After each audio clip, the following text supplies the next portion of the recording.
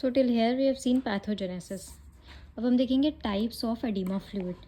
So there are two types of oedema, transudate and exudate.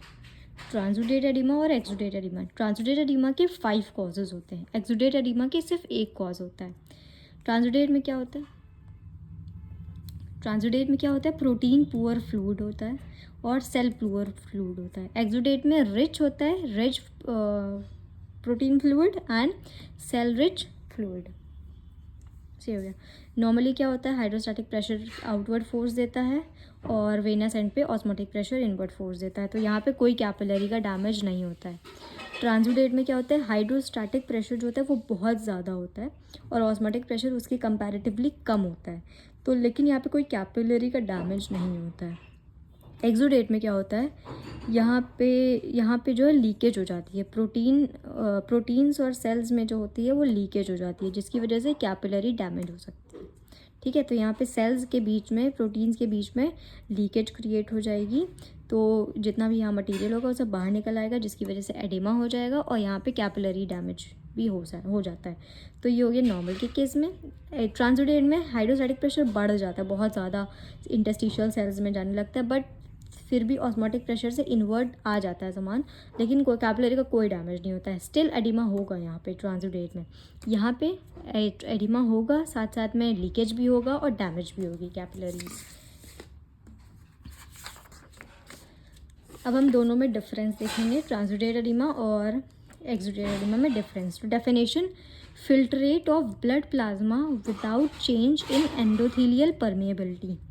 Filtrate of blood plasma without change in endothelial permeability. यहाँ पे oedema of inflamed tissue associated with increased vascular permeability. यहाँ पे कोई endothelial permeability नहीं होगी, यहाँ पे increased vascular permeability होगी. सही है. कैरेक्टर देखेंगे तो नॉन इन्फ्लेमेटरी एडिमा. एडिमा होगा बट वो होगा नॉन इन्फ्लेमेटरी, और यहाँ पे इन्फ्लेमेटरी एडिमा. प्रोटीन कंटेंट लो होगा, यहाँ पे प्रोटीन रिच फ्लूइड होगा तो प्रोटीन कंटेंट हाई होगा. स्पेसिफिक ग्रेविटी यहाँ पे लो होगा, यहाँ पे हाई होगा. पीएच लेस देन 7.3 और यहाँ पे मोर देन 7.3 पीएच होगा. Cells few cell debris. यहाँ पे बहुत सारी सेल्स का डिब्रेस होगा. क्यों? क्योंकि कैपिलरी डैमेज हुई है.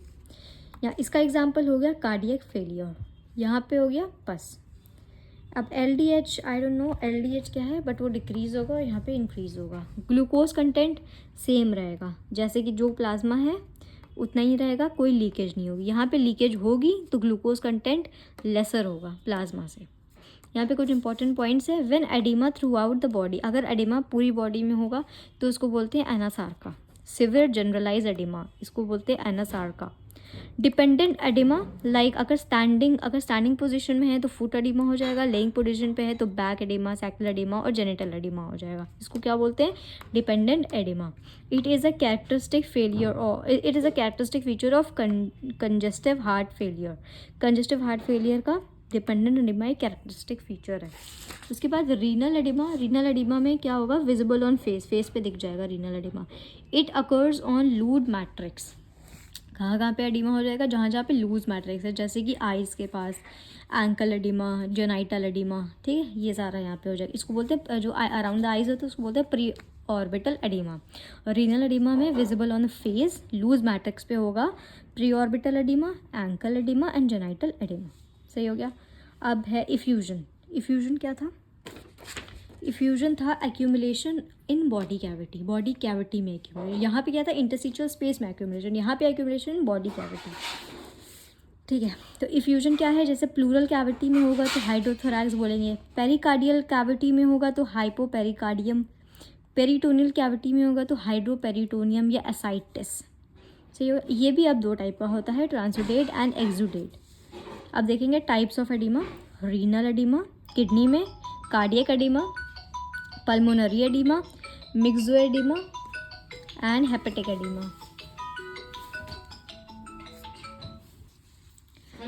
टाइप्स ऑफ एडिमा में renal oedema, cardiac oedema, pulmonary oedema, myxoedema and hepatic oedema. तो रीनल एडिमा में सबसे पहले nephrotic syndrome and nephritic syndrome. ठीक है. तो नेफ्रोटिक सिंड्रोम में सीवियर जनरलाइज एडिमा होगा, मतलब ऑल ओवर द किडनी।